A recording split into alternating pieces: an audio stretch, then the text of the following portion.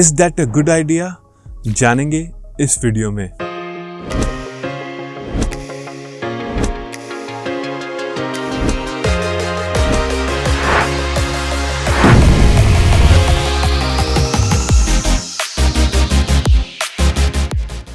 So before we start talking about debt, we must know what debt is and how it is created in society. So what is debt? I take something that belongs to somebody else with interest or without interest, it is debt.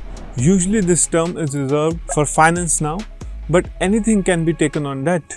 I can take somebody's clothes on debt, I can take somebody's mobile phone on debt, I can take anything on debt. Usually when we talk about finance, whenever someone takes something on debt from somebody, it has to be paid back with interest, of course. Why interest is relevant, we'll just talk in a minute. But before that, let's go back to the roots of society and how debt was created in the first place. So even before printed money was there, the society used some form of barter system where people traded goods in exchange of goods. Let's say if I'm producing 20 kilos of corn, I have a factory of corn.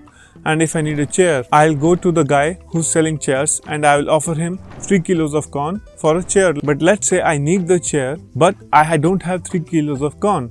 So what used to happen is I would take the chair because I am not able to give 3 kilos of corn to that person.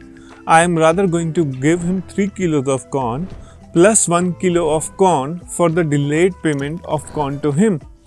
Now, the barter system created all sorts of problems. What was the major problem with the barter system was, maybe I have corn and I need the chair, but the other person does not need corn right now. They already have enough corn. Then what happens?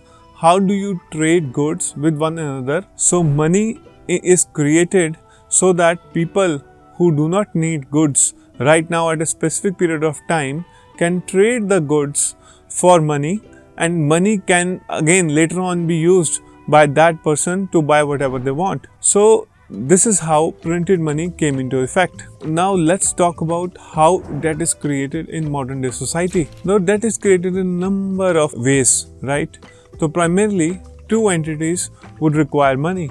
One is the government of any country and other is the citizens of any country. Now the governments of all the countries, to create law and order and to create a balance in society, have created a fractional reserve system. So in India the money is primarily printed by Reserve Bank of India, whereas in US the money is primarily printed by the Federal Reserve. So the influx of money in society is controlled by a centralized bank in most of the countries. So what happens is the government goes to Reserve Bank of India and they say we need this amount of money allocated in the budget for this year to do this, that or this. So what will happen is that the government will issue a bond to Reserve Bank stating we are taking X amount of money for now and we will return X plus this percentage of money to Reserve Bank later. Earlier the money used to be printed. Now most of the money, even 97% of the money, is in digital form. It doesn't need to be printed because of advancements in computer and technology. So this is one way in which the debt is created in society. And how does the government repay that money or retake that money with interest? They tax people. That is why your income is taxed. That is why your profits are taxed if you are a corporate or a business owner. That is why your investments are taxed. That is why your goods are taxed. That is why everything is taxed in society, because the government has to recover that money from somewhere. And second thing is when citizens need money, right? I can need money for a home loan, or I can need money for a car, or I can need money for my business. So what I'm going to do, I'm going to go to the bank. The bank is going to issue me a loan. But where is the money that the bank is getting from? So there are three layers. One is Reserve Bank of India, and then you have centralized banks which are regulated by RBI like HDFC, ICICI and all these other banks. And then there is a third layer which are the citizens. So what happens is when I go to ICICI, I ask for let's say 100 rupees of loan. So ICICI is giving me 8.75% interest, let's say on 100 rupees of loan. So the ICICI is taking a loan from Reserve Bank of India at 6%, and then they are issuing that loan to me at 8.75%. So ICICI, HDFC, these are all middlemen and they are making money. So let's say in this scenario, they are making about 2.75%. So the repo rate or the rate at which Reserve Bank of India lends to these banks will decide the rate at which these banks are lending to the citizens. So let's talk about different forms in which now debt is being issued in society. So one is a term loan. I can take a home loan or I can take a car loan. The home loan can be a duration of 5, 10, 15, 20 years. Car loans are usually 3 to 5 years or something like that. Another loans are business loans, in which you have different forms. You have revolving credit facilities, or you have a flexible credit limit. So what the bank will do is, for example, they will provide a business with a 2 crore credit limit, and out of the amount of the 2 crore, the business uses, let's say the business uses 50 lakh rupees out of that. So only on those 50 lakh rupees, the interest will be charged, and bank will start taking payments out of your bank account. So also merchant advances, credit advances to run startups and things like that. Let's talk about another thing, how debt is related to inflation. Now what is inflation? Inflation basically means that every single year the prices of things go up. As such, the value of your current money goes down. So if your money today is worth 100 rupees and the inflation is 8% or inflation is 10%, the same 100 rupees will be equivalent to 90 rupees. Now how debt is related to inflation is, when there is too much debt in society, let's say too many people take too many loans and they are unable to pay those loans back. So what happens is, at this stage, and a debt bubble is created in the society. So in order to save the financial system for collapsing, the government has to take even more loans from Reserve Bank of India and issue them more bond notes in exchange of that, and push more money into society, so the structure of society keeps afloat. So when this happens, when this excessive printing of money or issuing of cash happens in society, the existing money in society loses its value, because there is surplus cash in the society, surplus money, but in relation to the goods, the rate of production of goods is the same. The goods are limited, but there is surplus of cash in the society. So when there is more supply and there is less demand of goods, so the existing money loses value.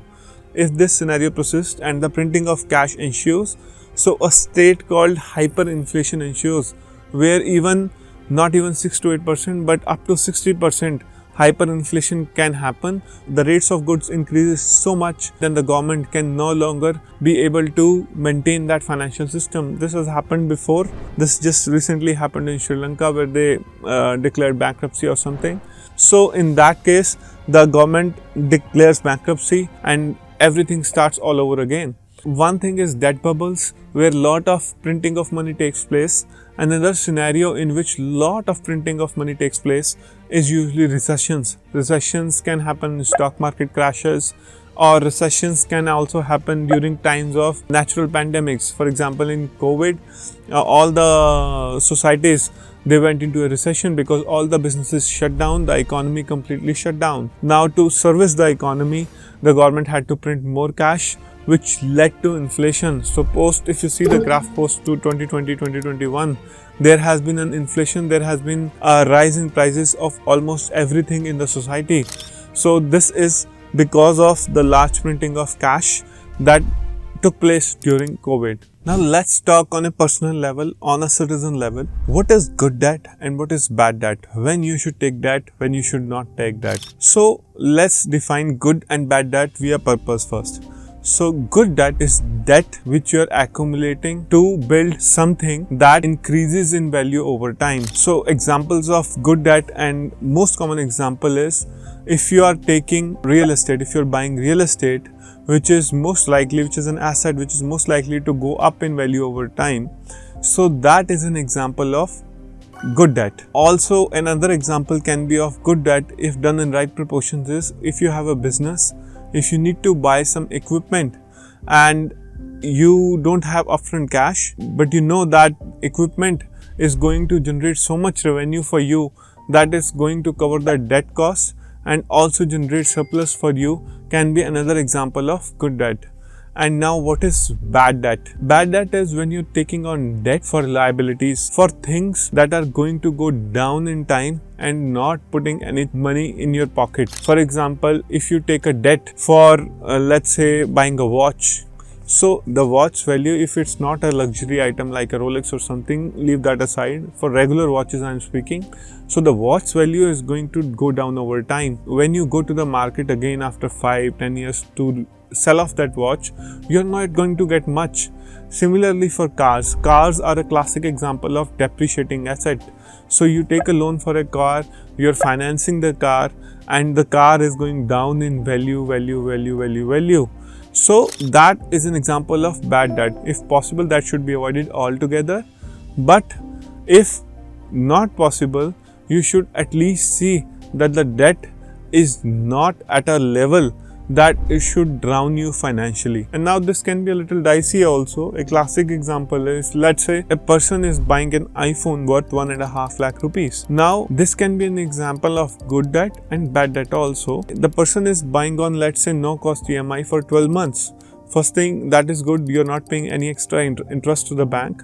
And second thing is, the purpose of why you're buying the phone will decide whether it's a good debt or a bad debt. If you are just buying that phone to show off to your friends, to have something nice in your hand, then it's a classical example of bad debt. Because no matter how much the resale value of that iPhone, it will not be at the level at which you bought it at. But on the other hand, if you're buying that phone to create content for YouTube, to create a revenue stream for yourself, then it can be good debt also. And also the level of debt that you have. For example, if somebody is earning 1 lakh rupees a month and you are paying 70,000 of that in EMIs to different loans or different debt that you have taken from different banks. Now that is stupidity, that is financial suicide, because 70,000 of your paycheck has already gone. Only 30,000 is remaining. You have to pay rent, you have to have food, you have to have electricity bill and all the things. So what are you going to save and what are you going to invest? So how to use debt wisely? What it will do is, it will help you build more assets and also reduce your risk of investments via diversification. First thing is, try not to take debt for liabilities. Second thing is, even if you take debt for business, the level of debt that you are taking on, please make sure it's not more than 10 to 20% of your take home profit or pay. Third thing is, now let's talk about debt. Now the asset classes where debt cannot be used to purchase assets are stocks, crypto, gold, but where real estate, especially physical real estate, shines is the ability to use debt to your advantage. Now let's say you have 100 Indian rupees to invest, and let's say there is a land which is available for you to buy at 100 Indian rupees. So should you go and invest that 100 rupees and buy that land? I would suggest you don't do that. The reason for that is very simple. If you buy that land for 100 rupees and let's say that investment doesn't work out, the value of that asset doesn't go up.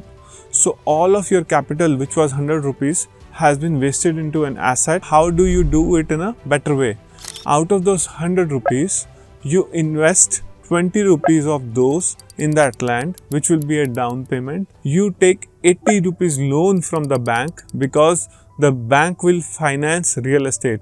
So the 80 rupees you take as a loan, and you can make the tenure of the loan as short and as long as you want. Preferably, I would recommend you to keep the tenure of the loan a little longer, and I'll just tell you why.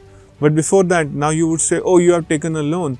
Now 80 rupees loan, you have to pay an interest of 8%. Okay, just hold on.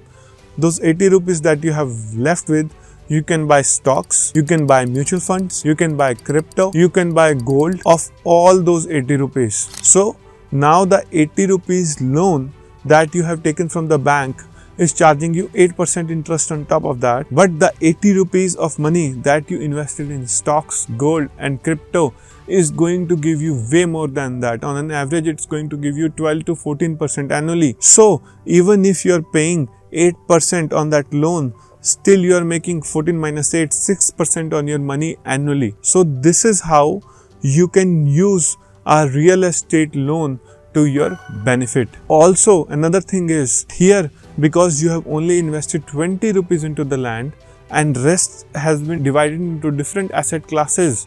So even if the land doesn't work out, the stocks, the gold and the crypto that you have purchased will offset those negatives. Those 3 investments that you have made are going to save your portfolio. So this is how you can really use a real estate loan to your advantage. This is what I would recommend most people do. I think that was a lot of information to digest. Hope I could make it as clear as possible via this video, and I'll see you in the next one.